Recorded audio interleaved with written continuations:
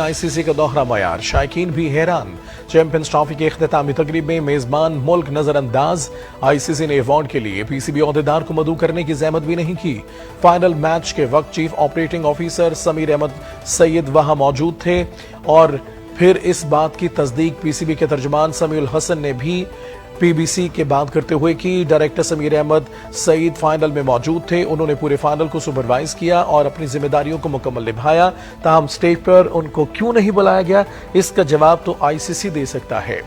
پی C B عہدیدار کو مدعو نہ کرنا سوشل میڈیا پر موضوع بحث بن گیا۔ ایک صارف نے ایکس پر لکھا، پی سی بی کیا صرف کاغذات پر ہی میزبان ملک تھا، یعنی دل رکھنے کو؟ جبکہ عبدالرؤف نے ایکس پر لکھا کہ 29 سال بعد پاکستان آئی سی سی چیمپئنز ٹرافی کی میزبانی کر رہا ہے۔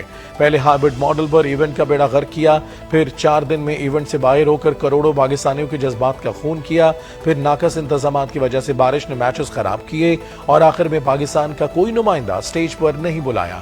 پاکستان کے سابق کرکٹر شعیب اختر نے اپنے ویڈیو پیغام میں کہا، ایک عجیب سی چیز دیکھی ہے، پاکستان کرکٹ بورڈ کا کوئی نمائندہ یہاں موجود نہیں تھا۔ پاکستان اس چیمپئنز ٹرافی کا میزبان تھا اور پی سی بی کا کوئی نمائندہ یہاں نہیں کھڑا تھا۔